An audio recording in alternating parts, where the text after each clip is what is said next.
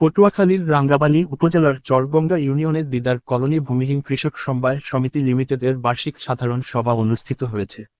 সমিতির নিজস্ব কার্যালয়ে আয়োজিত এ সভায় সমিতির সদস্যদের ব্যাপক উপস্থিতি লক্ষ্য করা যায়।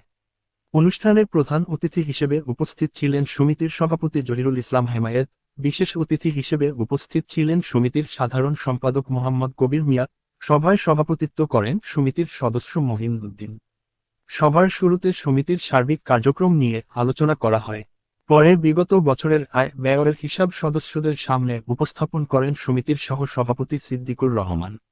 তিনি বিস্তারিতভাবে আর্থিক প্রতিবেদন তুলে ধরলে উপস্থিত সদস্যরা তা মনোযোগ সহকারে পর্যালোচনা করেন। সভায় সমিতির উন্নয়ন, ভবিষ্যৎ পরিকল্পনা এবং সদস্যদের কল্যাণে বিভিন্ন কার্যক্রম গ্রহণের বিষয়ে মতবিনিময় করা হয়। শেষে সমিতির কার্যক্রম আরও গতিশীল ও সদস্যবান্ধব করার প্রত্যাশা ব্যক্ত করা হয়। এ সময় সমিতির সকল সদস্য উপস্থিত ছিলেন।